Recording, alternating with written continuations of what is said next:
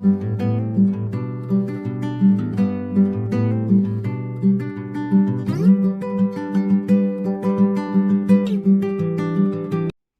दोस्तों, घर की रसोई में आपका बहुत बहुत स्वागत है। दोस्तों, अचार और मुरब्बा ऐसी चीज़ें हैं जिन्हें अगर हम बना कर रख लें तो सालों साल हम उन्हें यूज़ कर सकते हैं। तो चलिए आज हम बनाते हैं आम का अचार, जिसे हम सालों साल सुरक्षित रख सकते हैं। आम का अचार बनाने के लिए हमने ये 2 किलो आम लिया था और जो आम बेचते हैं ना, उन्हीं से इसे कटवा लिया था। और उसके बाद इसको हमने धुल के और धूप में कम से कम 2-3 घंटे के लिए छोड़ दिया था। दोस्तों, यदि आपके पास धूप की समस्या, वैसे तो अचार जो है धूप की ही चीज है, अगर लेकिन फिर भी आपके पास धूप नहीं आती है आपके यहाँ, तो आप आम को लीजिए साबुत और उसको धुल कर पोंछ कर और तब कटवाइए। तो उससे ये होगा कि आपका ये जो है अचार, इसमें पानी नहीं जाएगा। दूसरी बात, अगर आप ये भी नहीं कर सकती हैं तो आम ले लीजिए और आम लेने के बाद कटवा लीजिए और धुल के इसको हवा में पंखे के नीचे कम से कम 4 से 5 घंटे के लिए छोड़ दीजिए, ताकि इसमें जरा भी पानी ना रह जाए। अगर पानी रह जाएगा तो आपका अचार सड़ जाएगा। अचार बनाने के लिए आम लेते समय कुछ सावधानियां जरूर रखिए। जैसे आपका जो आम हो वो, पहली बात तो हाथ का टूटा हुआ हो तो सबसे फाइन है, और उसमें दाग धब्बे ना हो। इस तरह का आम लीजिए तो जिसमें दाग धब्बे ना हो और कहीं से टूटा फूटा या दबा ना हो, तो इस तरह का आम जो है अचार के लिए बहुत स्वादिष्ट होता है। दोस्तों, दूसरी टिप ये है कि जो आम आप जब इसको सुखाएंगे हवा में या धूप में, तो ये गुठली के ऊपर इसकी एक परत होती है, पतली सी झिल्ली इस तरह की। तो इसे आप जरूर निकाल दें, क्योंकि हो सकता है कि पानी इसके अंदर रुका रहेगा तो आपका अचार खराब हो सकता है। देखिए, मैंने इस तरह से ये निकाला है।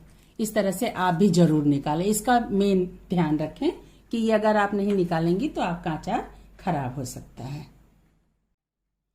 तीसरी टिप ये है कि जैसे हम काटते हैं जब अपने घर में, तो आम को इस तरह से हाफ हाफ कट कर लिए, फिर इसके बाद से इस तरह से फिर से एक हाफ के फिर से हाफ कर दिए, फिर उसके बाद हमने उसके 2-2 टुकड़े 3-3 टुकड़े अपनी इच्छा अनुसार कर दिए।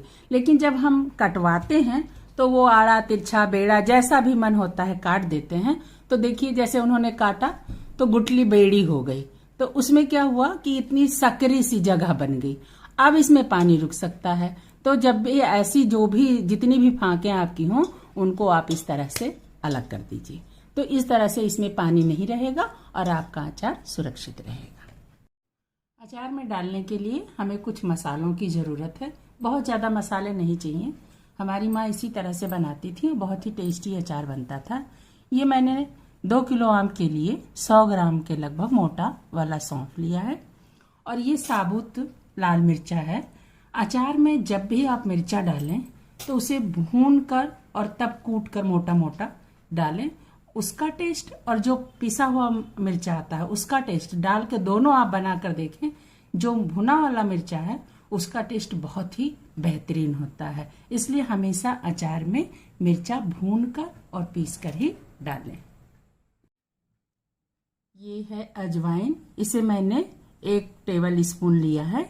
इसे हम अलग भूनेंगे। हमें मसालों को रोस्ट करना है ताकि इनका जो मॉइस्चर है वो निकल जाए, तो इसे हमें रोस्ट अलग करना है। और ये है कलौंजी, ये मैंने 1 टीस्पून लिया है। ये टेबल स्पून है, ये टीस्पून है, क्योंकि ये थोड़ा कड़वा होता है। तो इसे भी हम भून कर और इसे दोनों को अलग अलग भूनेंगे, और दोनों को मुझे अचार में साबुत ही डालना है। ये हमने हल्दी लिया है, ये 2 टेबल स्पून है, और ये कश्मीरी लाल मिर्च है। अगर आप चाहती हैं कि अचार में थोड़ा कलर आए तो कश्मीरी मिर्च डालिए, और नहीं चाहती हैं तो बिल्कुल स्किप कर दीजिए, कलर वैसे भी बहुत अच्छा आएगा। ये हमने 1 टीस्पून मेथी लिया है, इसे हम रोस्ट करेंगे और रोस्ट करके सौंफ के साथ ही दरदरा पीस लेंगे। और ये है मेन जो अचार को सुरक्षित रखता है, तो ये आप नमक और तेल से अचार सुरक्षित होता है।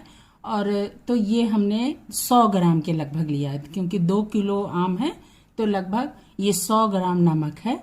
आप कभी भी अचार को में नमक कम ना डालें और कभी भी अचार को गीले हाथों से न छुएं, तो आपका अचार कभी भी खराब नहीं होगा। देखिए दोस्तों, मैंने मसालों को इस तरह से रोस्ट करके दरदरा ही पीस लिया है मिक्सी में। इस तरह से बारीक करने की बिल्कुल ज़रूरत नहीं है। तो चलिए अब हम अचार में इसको डालना शुरू करते हैं। तो सबसे पहले हम डालेंगे ये हल्दी पाउडर और ये कश्मीरी लाल मिर्च। बिल्कुल आपको अगर नहीं अच्छा लगता है तो आप बिल्कुल इसे स्किप कर दीजिए। अब इसमें हम डालेंगे ये कलौंजी। देखिए कलौंजी को भी मैंने हल्का सा रोस्ट किया है, लेकिन इसको कूटा नहीं है, तो इसे हम इसको इस तरह से ऐड कर देंगे। इसके बाद जाएगा इसमें अजवाइन। यह भी साबुत ही है लेकिन रोस्टेड है, तो इसको हम इसमें डाल देंगे। अब इसमें हम ये डालेंगे जो मैंने दरदरा सा सौंफ रोस्ट करके वो किया है, ग्राइंडर में ग्राइंड कर लिया है, तो इसे हम इसमें पूरा ये ऐड कर देंगे। अब इसमें हम ये मोटा कुटा हुआ ये डाल देंगे मिर्चा। इसे हमने रोस्ट कर दिया था। आप ज़रूर एक बार अपने अचार में रोस्टेड मिर्चा डाल कर देखिए, फिर बताइएगा कि आपको कैसा स्वाद लगता है। अब सबसे लास्ट में इसमें हम डालेंगे ये नमक। नमक अगर आपको लगता है कि थोड़ा कम है तो आप बढ़ा सकती हैं, लेकिन मेरे हिसाब से बिल्कुल ये सफिशिएंट है। तो इतना हम डाल के पहले मिक्स करेंगे, फिर डालेंगे। इसमें थोड़ा सा और नमक हम ऐड करते हैं। देखिए कितनी अच्छी खुशबू आने लगी है। अभी हमने इसमें तेल नहीं डाला है। मैंने किचन में तेल गरम होने के लिए लगभग 250 ग्राम तेल कढ़ाई में गरम होने के लिए रख दिया है, और मैं जब यहाँ लाऊंगी तो उसमें थोड़ा सा हींग ऐड करूँगी। तो ये देखिए मैंने 100 ग्राम नमक लिया था और इसे मैंने पूरा इसमें डाल दिया। जिस चम्मच से चलाएं वो ध्यान रखें, वो लोहे का नहीं होना चाहिए और एल्युमिनियम का नहीं होना चाहिए। आप इसे स्टील के या लकड़ी के कलछी से चलाएं। अब इसको हम थोड़ा देखिए मसाला नीचे गया हुआ है। अब यही जब हम लाएंगे तेल डालेंगे तो यही मसाला इसमें लिपट जाएगा।